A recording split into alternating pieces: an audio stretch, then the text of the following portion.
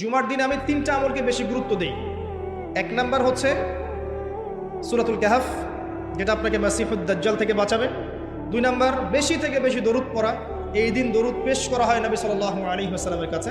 আর 3 number এটা যেটা আপনাদেরকে শেয়ার করছি, সেটা হলো আল্লাহ রাসূল সাল্লাল্লাহু আলাইহি ওয়াসাল্লাম বলেছেন, কেউ যদি জুমার দিনে সকাল সকাল গোসল করে, আর্লি মর্নিং গোসল করে ফেলে, একদম ফরজ গোসলের মতো, এবার সবচেয়ে উত্তম কাপড়টা পরে, নোংরা কাপড় না, বেস্ট কাপড়টা পরে, আতর খুশবু ব্যবহার করে, সুগন্ধি ইউজ করে, সুগন্ধি ব্যবহার করে সে সকাল সকাল পায়ে হেঁটে মসজিদে যায়, বাহনে চড়ে নয়, পায়ে হেঁটে মসজিদে গিয়ে ইমাম বয়ান খুতবা শুরু করার আগেই মসজিদে চলে গেছে, ইমামের কাছাকাছি বসে, কাউকে কষ্ট দেয় না, ইমাম খুতবা দিচ্ছে সে চুপচাপ শুনছে, কাউকে কষ্ট দেয় না, এমনকি পাশে কেউ কথা বলে তাকে এতটুকু বলে না চুপ করো, এতটুকু বলে না, চুপচাপ খুতবা শুনে নামাজ পড়ে ইমামের সাথে সালাম ফিরায়।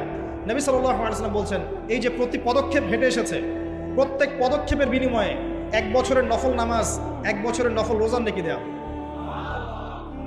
এই আমলগুলো খুব সহজে আমরা করতে পারি।